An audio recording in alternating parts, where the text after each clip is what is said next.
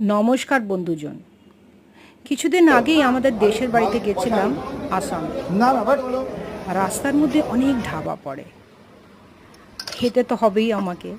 খেলাম যখন, কি সুন্দর করে ওরা পরিবেশন করে। পেপারে পরোঠা, মানে লুচি না বানিয়ে ওরা পরোঠা বানায়। ওদের ডিফারেন্ট ধরনের পরোঠা, সেটা খেয়ে কি ভাল লাগলো। আলুর তরকারি, একদম দেশি ডিম আর চা, অসাধারণ চা খেলাম। আর তারপরে এই আলুগুলো ওখান থেকে কিনলাম, মার্বেল আলু বলে। ওখানটাই পাওয়া যায়, আসামে ভীষণ পাওয়া যায় এই এই আলুটা।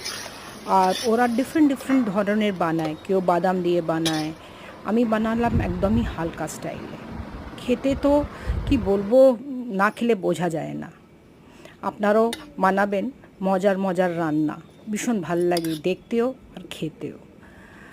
আমি পরোটা তো বানাইনি, বানালাম রুটি, ছোলার ডাল, এই আলুটা আর চা আর আম। আর কিচ্ছু লাগে না ব্রেকফাস্টে। বাই, নন্দিনী ফ্রম ন্যান্স Kolkata kitchen. Like and subscribe করবেন অ্যান্ড লোকদের জানাবেন।